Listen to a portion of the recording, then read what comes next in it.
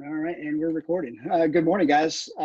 Andy Rose here, local business owner, but I wanted to touch base with some of our local leaders and get information out there, and especially from you guys representing Paulding County and having some inside information. I know I can't share everything, but trying to get information out there to help us get through all of this stuff and kind of explain where things are going from what you guys see at I guess the virtual dome, we'll call it right now, our new normal.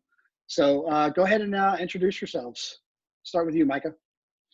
Well, Andy, thank you for putting this together, and I appreciate you reaching out to us so that we could kind of have this time to bring some information, some updates, and really just kind of share some time. We've been in our house, and it's good to fellowship. Rather, I guess if it has to be on video, it has to be on video, but my name's Micah Gravley. I represent House District 67.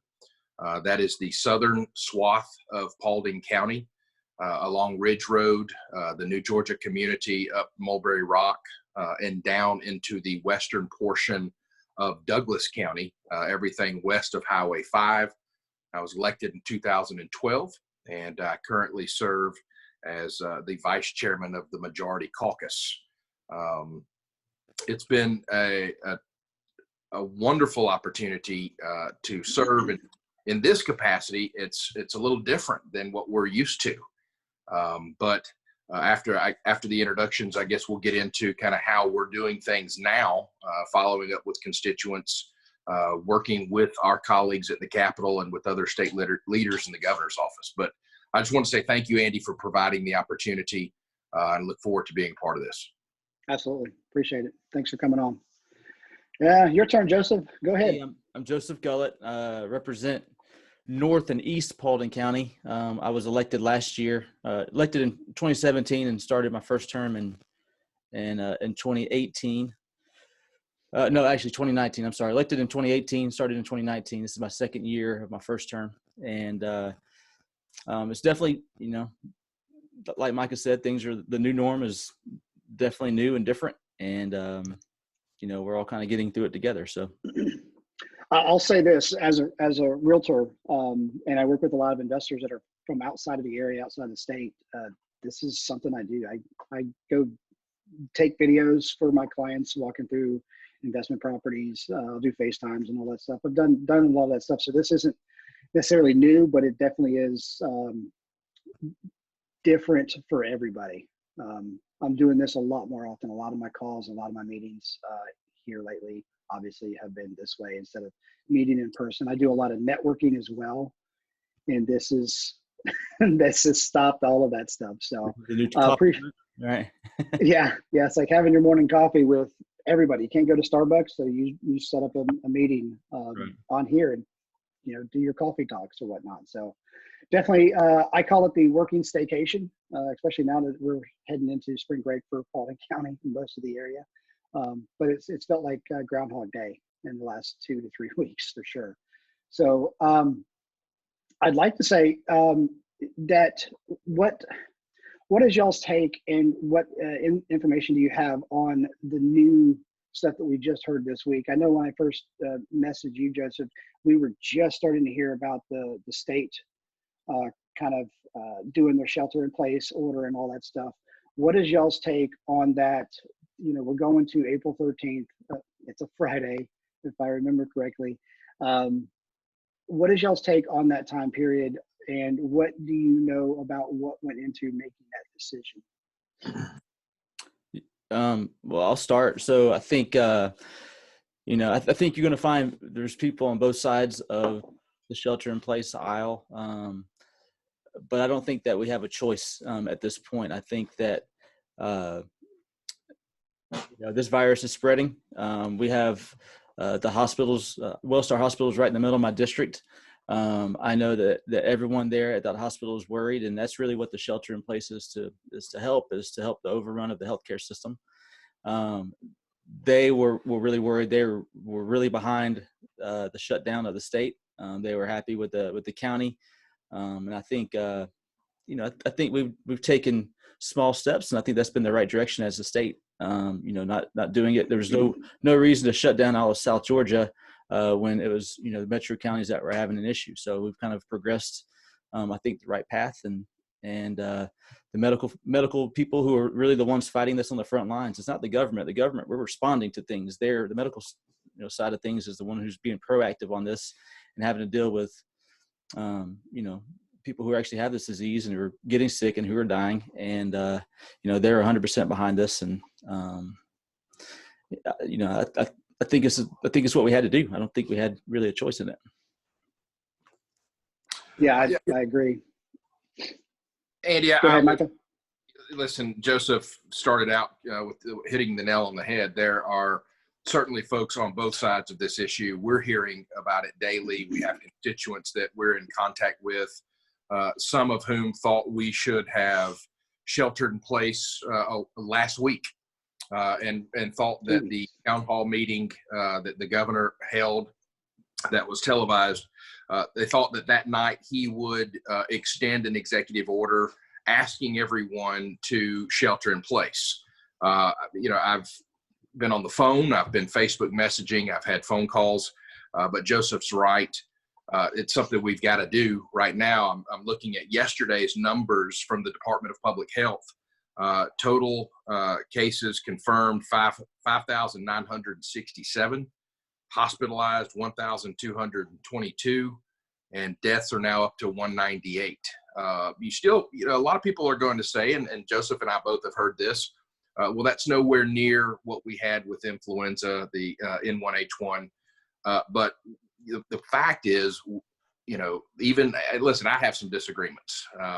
Joseph and I are both small government guys. We think that the market and small businesses and local communities can handle these things. But I think when we're looking at the fact that we don't know how many people have it, we also know that you can also be a carrier and you can also be contagious without showing any symptoms. That's I think the most scary. Well, that's really what Governor Kemp took heat for this week. And when I was watching live when he said it, and I was flabbergasted because I had heard that 3 weeks ago from another doctor listening to something on the radio. And I was like, that's very interesting. And I know since that point, a lot of people nationally have, some of the national doctors that have been on this have changed their tune on that. And then for him to say, hey, look, in the last 24 hours, we just found this out. He took a lot of heat from that. Like, where was he? And I know he has his advisors for the state and what he's doing to protect the state, but it was surprising. And I think I wasn't the only one who's taken aback by that. I am of the thought that we should have done this at least 2 weeks ago. I was expecting it 2 weeks ago. I had heard rumors that it was going to happen nationally 3 weeks ago, but then it never happened. And once Florida shut down, I figure we've got to be right behind them because they technically are only days ahead of us, and actually now they're a full week ahead of us when it comes to the shutdown. And last night they said, hey, they're opening up the beaches in South Georgia, which I understand our beaches aren't like Florida beaches at all, as far as people getting out there, but I was surprised to see that they even opened up the beaches. Now they had some details about, hey, you can't bring chairs, you can't bring blankets and umbrellas and all that stuff and set up like you're going to hang out at the beach for the afternoon, but it's still opening up public areas. The state parks are still open. Just a little surprised about that. If we're going to keep people away from each other, we really need to have something. And I'm a small business guy too. I consider myself it's probably a little contradictory, but a conservative libertarian because I have my beliefs. I want my government small and out of my business and let me do my job and do what I do best and have those freedoms. But in this case, this is a public health thing and it's not a scare. It's real. We have people dying from it. So that's my 2 cents on that. And coming from the background that I have with the Strategic National Stockpile, some of the stuff I did there, I had to do some training. And I understand that it all starts at the local level. What is the local level doing? What are they asking for at the state level? And then what is the state asking for the feds? So it has to start here. And I think other areas around us have done better than some of the Paulding people have done. But I agree that we haven't had a great example from the fed level or the state level and how some of this stuff is played out. So hopefully we all learn from it. That's.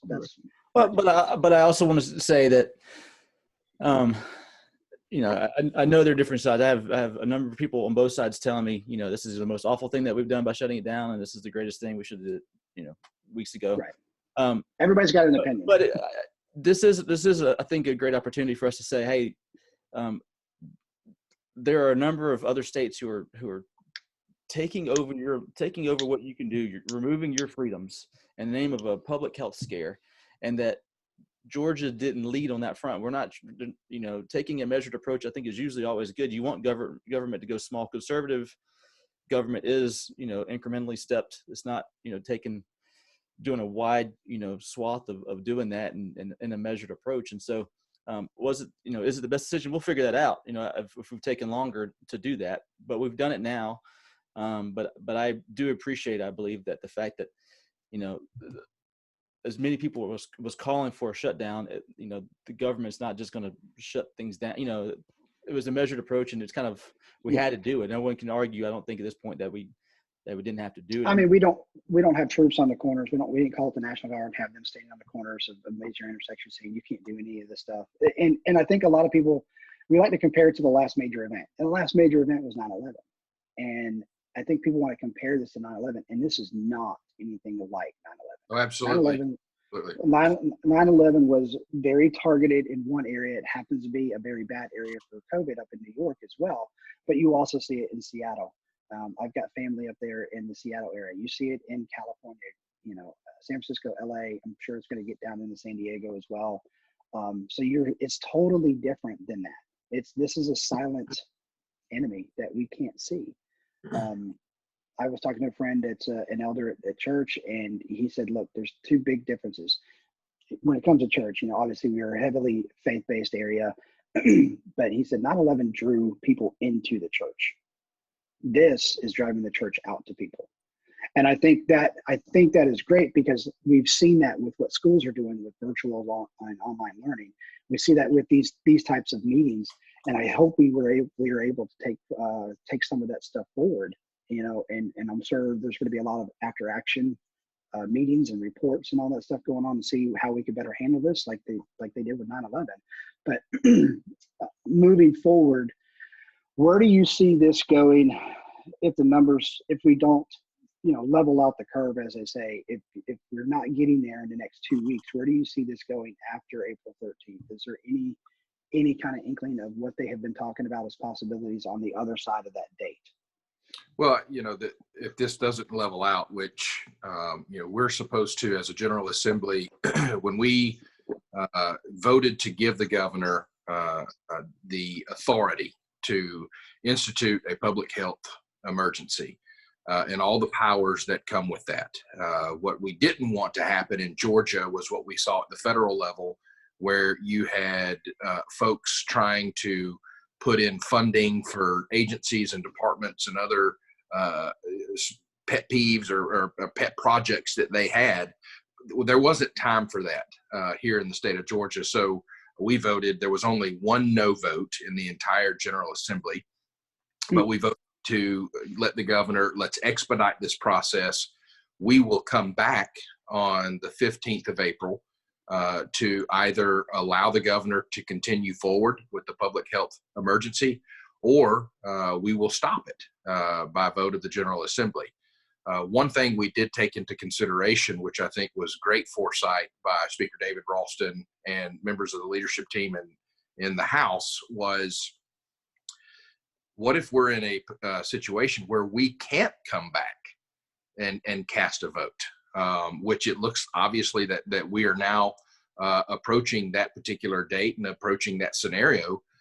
We then allowed the governor to make the decision to carry that forward without us having to physically be there to vote on that. If this continues, I mean, listen, my heart goes out to those who need to be drawing their paycheck, need to be going into work.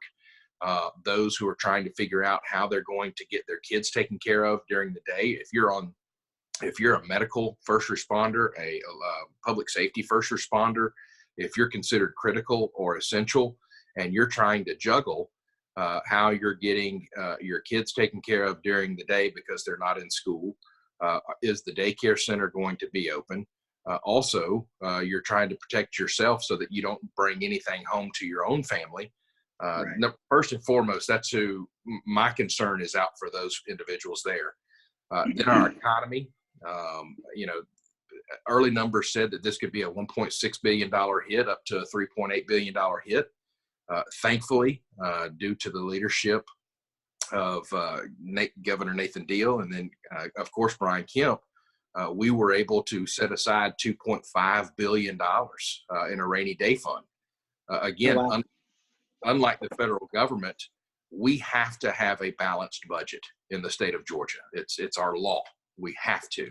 So I think making sure that we have those reserves, just like anyone in there, it's kind of a Dave Ramsey mentality. You have to have that emergency fund. We had that. The governor at the beginning of this was able to pull $100 million down to address COVID-19. Listen, we're going to have to go back in and address the budget, adjust the budget. It's unfortunate because we had, I think, one of our best sessions in the last couple of years because we were able to cut the income tax rate down to 5.3%. We were able to continue with an incremental raise to our educators. We were also able to institute a raise or proposed a raise for all state employees under $40,000 a year. There was just so much we were doing for the market economy as well, slashing red tape for small businesses. And now we're going to have to go in and readjust all of that to be able to meet the budgetary shortfalls that we're anticipating due to COVID-19. So what are some possibilities for small businesses that are directly affected by this, that are losing, doing real estate? Things have slowed down a lot. In the state of Georgia alone, showings are down over 50%. Well, they're really close to 50%.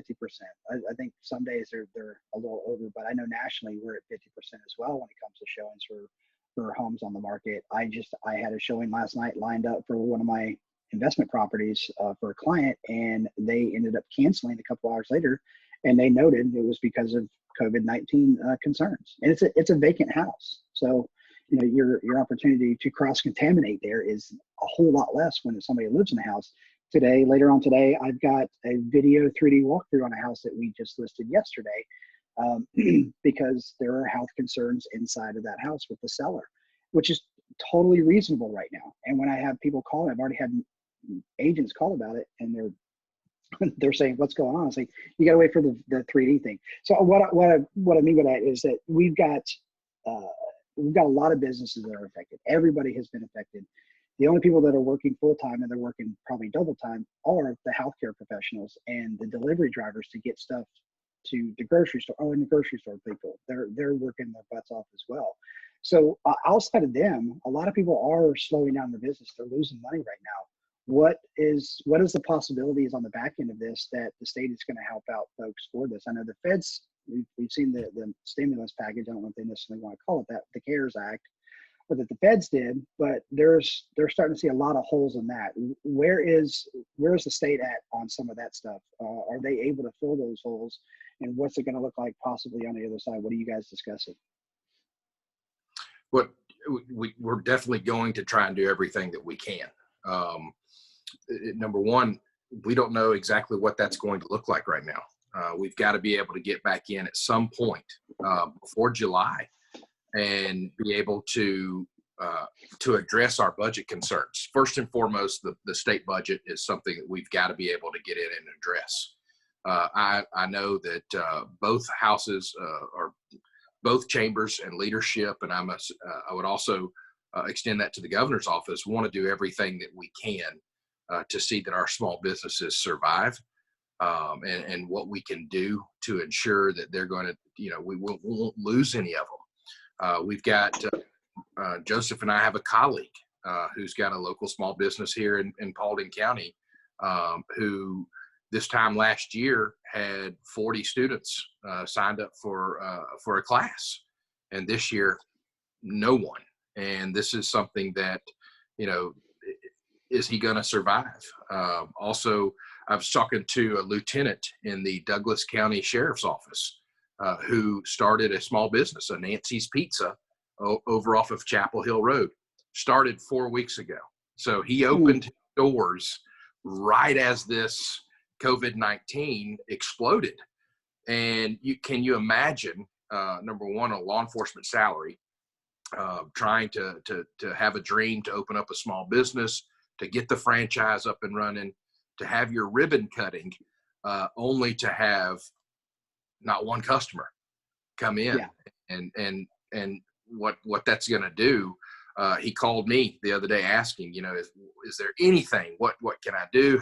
He's wanting to institute curbside service, and he doesn't have a dining room, so his is delivery and curbside only. But there had been some bills, a bill that we had passed that would have allowed him to serve accoutrements with his pizzas. And he was, is this going to pass? Is this would help me tremendously. I understand that I know our leadership is working desperately to find out what we can do for small businesses, how we can adjust the budget, how we can go in. Hopefully we can cut more red tape that would allow these businesses to be able to flourish, or at least get back on their feet. Joseph has probably got some thoughts on this as well. A lot of it, we're going to have to look at how, when the federal dollars come in, and how that matches what I know the governor has already asked for block grants. How fast can we get those? We'll obviously, thank God we had the 2.5 billion. I can foresee that being completely utilized to its fullest, and finding out exactly what it's going to look like to help our small businesses and citizens across the state. Also, I think not only us in the legislature is working on this.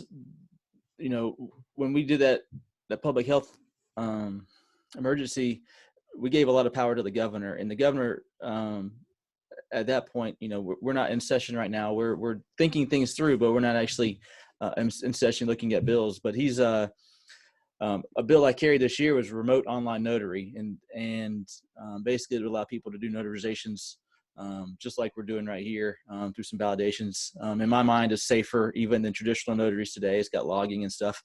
But one of the things that was holding up real estate, which is your world, Andy, was basically allowing closing attorneys no longer wanted, you don't want to meet face to face in order to have a closing. Notaries are a big part of closings as well. So he signed an executive order first allowing closing attorneys to do this online. And then he also signed an executive order to allow notaries to be online. That was already a bill that we're working on. So that was. So here's my caveat to that, because I talked to my go-to closing attorney yesterday. She's having a problem with the lenders actually accepting it right now. Yeah, she said a large majority of them are not accepting it, which is interesting. It's like, hey, these are troubling times. Why are you not accepting? Yeah, but there's 22 states that already have remote online notary there. Lenders want this. Title companies and title insurance are the ones who are the most hesitant on it because of just they're the ones on the hook, right? So, what does this look like, and how long are we going to keep it? They like certainty, and they can plan around that. When executive orders aren't certain, but it does at least open up the market for things to happen. And that's exactly what I think we're looking at. I was heavily involved in that executive order, working on that just because I carried the online notary bill. But the governor's office and the legislature working together, trying to figure out what are these things that they're not big chunks of things, but there are things that we can continue to do that he's empowered to do to help small businesses continue business, and whatever that looks like today. And that's kind of what we're doing. As we have ideas, we present them. They know who the subject matter experts are on our side in order to, if we've worked on bills or we've already had hearings on things. That's been a pretty good relationship, I think. And I think that's, things that he's looking at. And he has Georgians First Commission, which is really their job is to cut the red tape, not for a pandemic, but that's really come in handy, I think, now, because we know here's the things that businesses are facing just in the normal life. Sometimes this pandemic might magnify some of those issues, to the extreme. And here's a fix we know will help. This is what they wanted to do, and it's magnified. And hopefully that's what we continue to do until we're able to get back and look at things more holistically. How much money do we have? We have to be a balanced budget, just like Micah said. We can't print money And I do. The Fed has that ability a little bit, so they can run deficits. Right. That allows them to help more people. But we got to make sure we fight for our people. And I think the governor's doing that. I think we're doing that as legislature too. So. Yeah, I think as a state government, budgetary wise, we do show a good example for the citizens. The federal government, I don't think does, because they're running in a deficit. And I think that's where a lot of people are caught in this, is that most of them are running because the economy has been so great for the last several years, that people do run in a deficit because they expected all that stuff to keep coming in, and now it's stopped. And I think there's going to be a lot of people that are going to be hurt by it. Not that they didn't plan well, but nobody expected something like this to happen. Right. Of course, nobody expected 9/11 to happen, but we got through that. We'll get through this. Right. But it's definitely something that's different. There is a resiliency to this country, to our state, to get through things like this. There's not much positive, I don't think, that you can say about this pandemic, other than I do believe it's going to help us as small business owners as we go through, and even state and Fed find efficiencies. When people are holding out for whatever reasons from a technology standpoint, that's my background as IT. We're seeing a lot more people whose businesses were very hesitant about teleworking now praying that their employees telework. I think there's going to be small things that on the end of this, once we recover, and outside of all the health issues that people have from this, but from a technology side, from an efficiency side of small businesses, and people getting their jobs done, finding easier ways to get jobs done, and God forbid something like this. Nobody's going to want to deal with Atlanta traffic after this. What's that? Nobody's going to want to deal with Atlanta traffic after this, because the Atlanta traffic has been it's been like a raceway. There's nobody there. Right, yeah, it's green every morning when you look at the traffic maps. Yeah. So I do think there's some opportunities for people who've been trying to get into this and have the ability, who's either their jobs or whatever. We're finding just ways to grease the wheels a little bit, and right. And that, I think that'll pay dividends on the back end if there's any positive to glean from this. So. Right. Well, I'm not sure what else we could discuss here, other than if you guys want to put out your contact information. I know you say you guys are already getting calls, messages, and whatnot. Anything you can tell the general public, the citizens, your constituents, how you can be contacted, who they need to contact for certain situations or whatnot. Just pass along some of that information. Absolutely. And Andy, I also want the general public to kind of know the posture of the legislature right now. A lot of people, are y'all in? Some people say, well, going back to DC. I mean, it's, I think that we need to be very clear on where we are as a General Assembly here in the state of Georgia. We serve 2-year terms, and we serve a 40-day session. That's a 40-day non-consecutive legislative session. By Constitution, we start on the second Monday of January every year.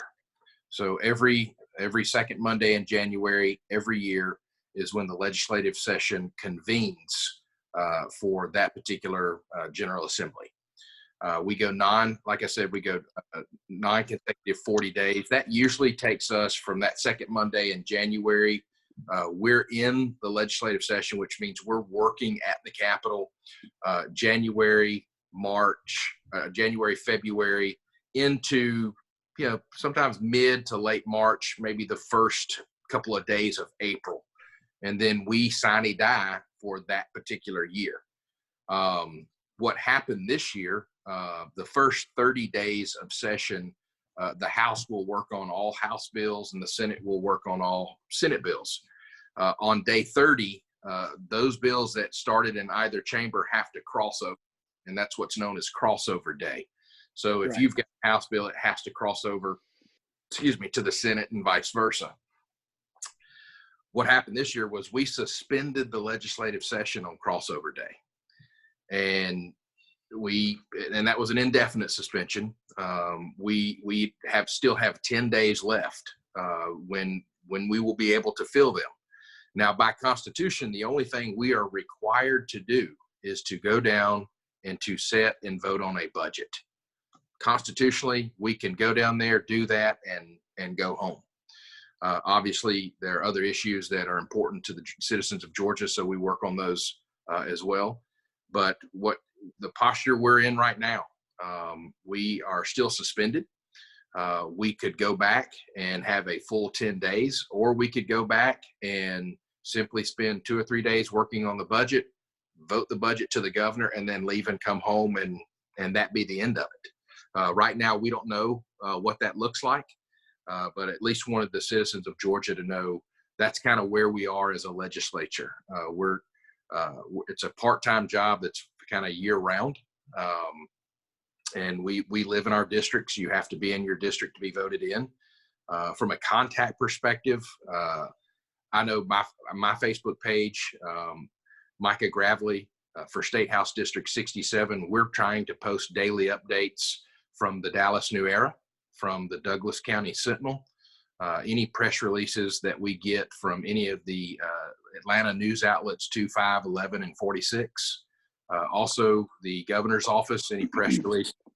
We also send out our own newsletter through MailChimp, which you can subscribe, and we're putting various links in there. And we post a daily report, a status report, which includes the number of cases, the number of hospitalizations, and the number of deaths from the Department of Public Health. And that's a link that we're posting on our Facebook page. I post that both on my legislative page as well as my personal page. My cell phone number is 404-759-5876.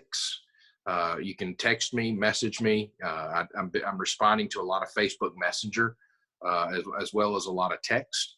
But I just want to say thank you to our governor, our speaker, our lieutenant governor, our president, and the members of the General Assembly, and especially to our first responders, our medical personnel. And here's another one. My neighbor works for a temp service, staffing service, and they're considered essential because they're staffing a lot of these businesses that are packing the equipment or the medical utensils that are being shipped to these hospitals. They're packing the masks, they're packing the gloves. And so a lot of people don't know how many people are out there working. And I want to say thank you to all those folks that are on the front lines, that are doing their jobs, that are making it work. They're part of what makes this country and this state strong. And our family's in prayer for them. I want to say thank you to the school teachers. I didn't know about Zoom until about 3 weeks ago when my daughters were asked to get an account because that's how they've been doing their schoolwork. But our teachers, our bus drivers, everybody that's had a hand in making our current situation as successful as it can be. And there's a lot of good out there. I see neighbors helping neighbors, communities helping communities, restaurants, bending over backwards, local businesses doing what they can, the hospitals. It's just, if you really look around and try to look at the blessings, there's a tremendous amount of them, and we will get through this. And I think when this is over, our economy is going to come back strong. People are going to want to get out and support local businesses. They're going to want to spend money. They're going to want to help their neighbor. So I look forward to that time. And until then, God bless and everybody stay safe. Let me ask you one thing before we move on to Joseph. The elections. I know he came out and said something this week, and it was put on you guys, I think, or the governor, about how we're going to move forward with the primaries and if we need to move those further into the summer and all that. How is that playing out? How are you guys looking at possibly doing that, or are we good in June? Is that just a thought? I'm happy to answer first. I know Joseph was a member of our Board of Elections for several years before, so I'll defer to him and then I'll give my opinion. Happy to give my opinion on that. Sure. So right now, the legislature, we don't have a way to make that move. So we're suspended until the 15th, 16th, 15th, I believe. We don't have a way to get together to make that move, and whether we can safely come back and do that is probably not going to happen. The peak won't be there. So the reality is that the legislature doing this, I don't think is there. I don't think that we can just make that happen. And I don't know that the state wants, 180 House members to come in and from all over the state and potentially, carry that back to your district. So that doesn't sound like a good plan to me. But I think there's differing opinions, legal opinions on whether the Secretary of State can do that, make that move by himself. If the governor, if he has the ability to make an executive order, those conversations are definitely happening. But what I would tell you would be everyone who's an active voter will be receiving a absentee ballot application in the mail. I got mine yesterday. I think they printed.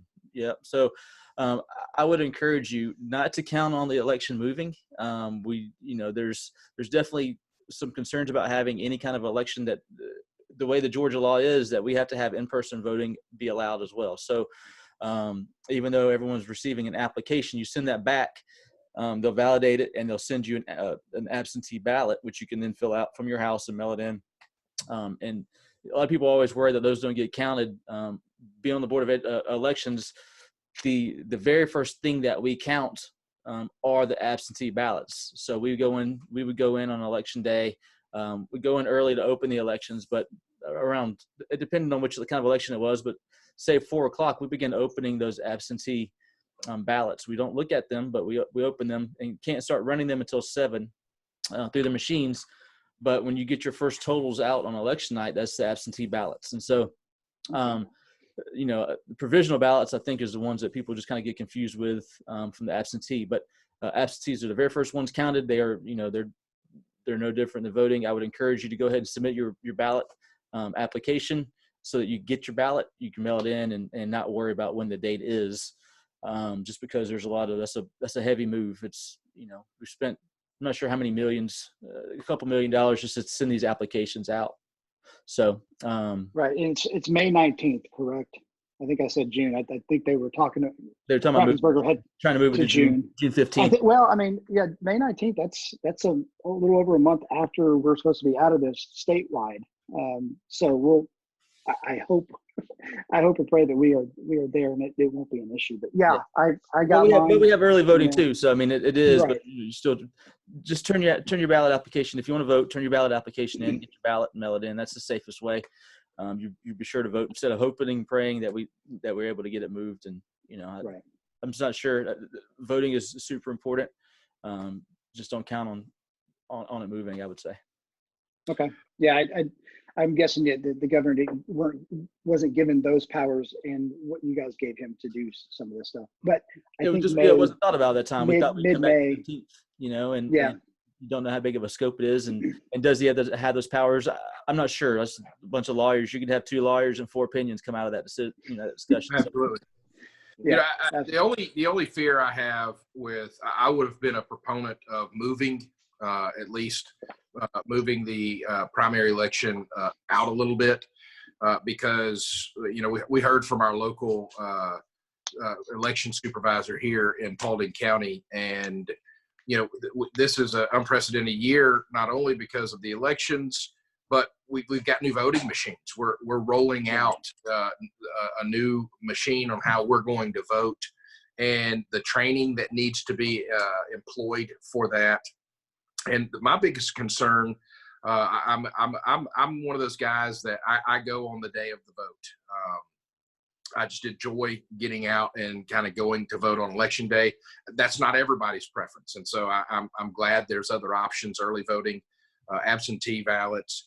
But if you look at the age of the majority of our poll workers, they're in that crucial age range that truly needs to be careful. But those are folks that have been trained. They have years of understanding and knowledge of how the polls work, how the voting machines work. They've been trained on them, and a lot of those folks are not going to be showing up. Early voting is going to have to start for that May primary. Joseph, correct me if I'm wrong. Right. Early voting is going to have to start in April, which is will still be within the quarantine.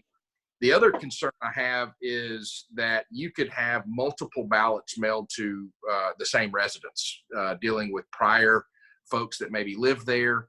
It concerns me. I am 100% in favor of all eligible voters need to be voting, and also anybody eligible to vote needs to have the opportunity to vote.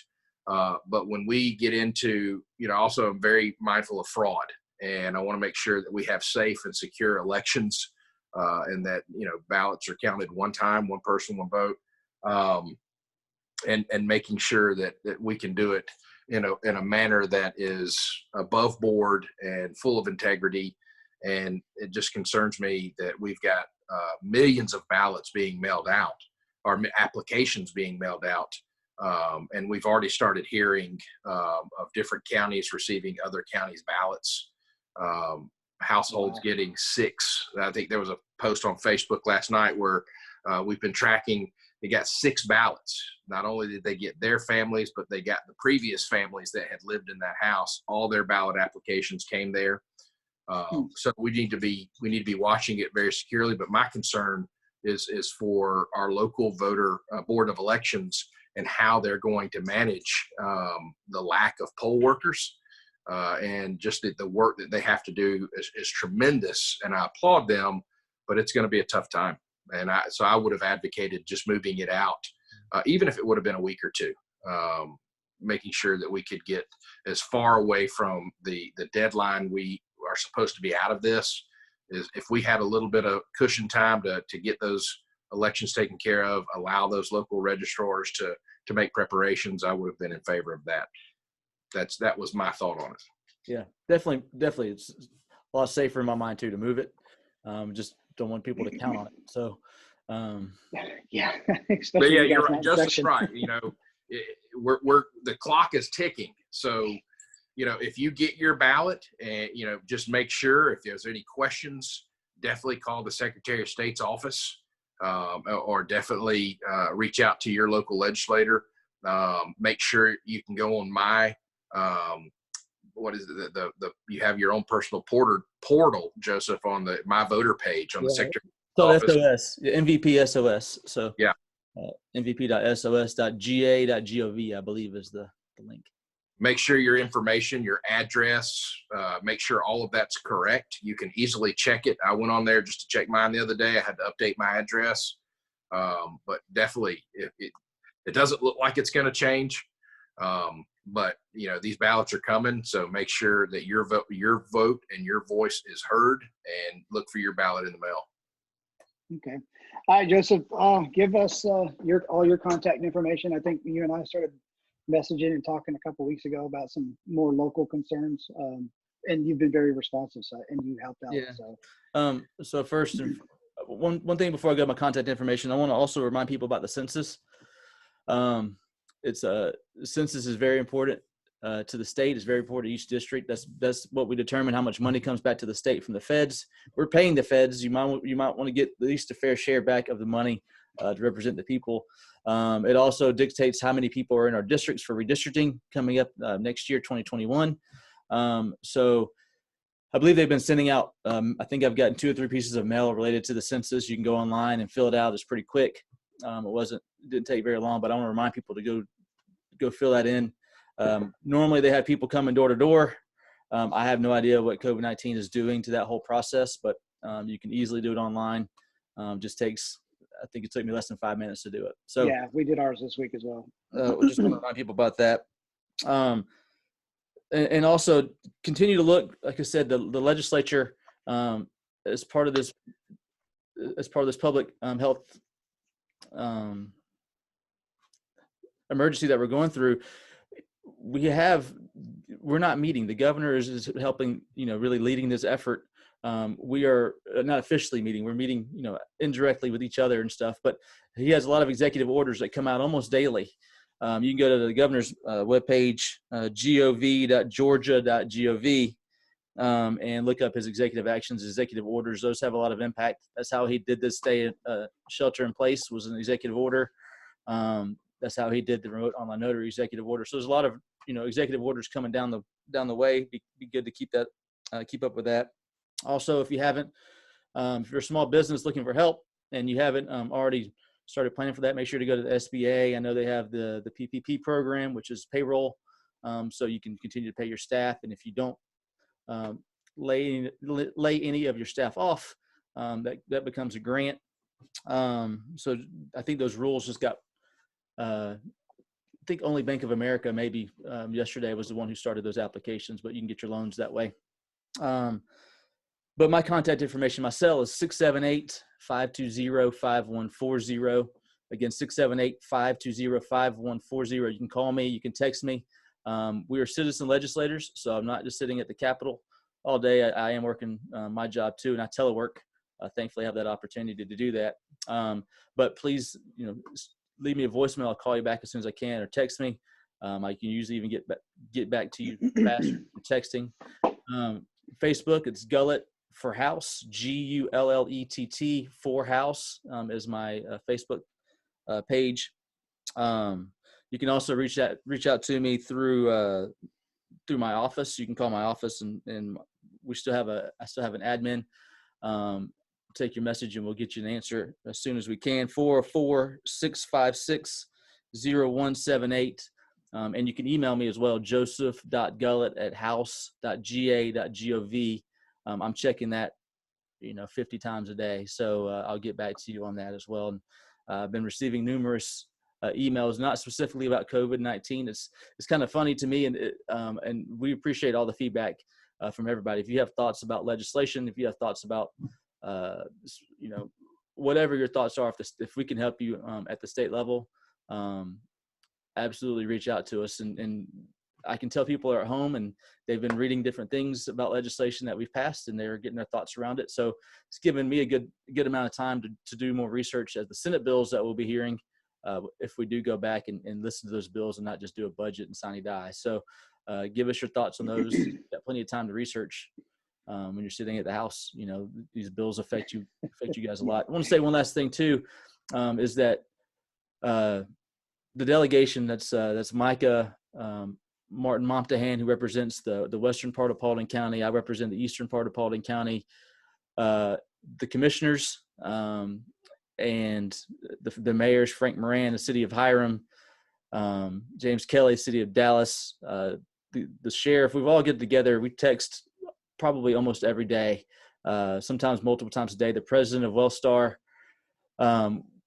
we are meeting, we're talking things through, making sure we're helping one another, making sure that information is flowing, that there's no silos of information, because it's the more information we all have, the better decisions we can make. The more information we know is coming down, the better decisions that the commissioners can make and the mayors can make. And the same with them. They're on the front lines hearing the stuff, and it kind of bubbles up to us sometimes when we pass it along. So please know we're meeting. We're trying to figure this thing out, and appreciate your prayers, and we're praying for you guys back in your homes with your families and coworkers. Yeah. So. All right, guys, I really appreciate the time this morning, and I'm going to put this out on social media, so I'm going to tag you guys in it. I'm sure you're going to get some messages. Hopefully it's more positive than sometimes we get, but this is a trying time, so there may be some frustrations out there. So I really appreciate you taking the time this morning to talk to me and get information out to us, the general public, and your constituents. Thank you for putting this together. Appreciate you. Thanks, Andy, very much. All right, thank you. Y'all have a great one. You too. Stay Take safe. care. Right, Go Dogs. Go Gators. Go Gators.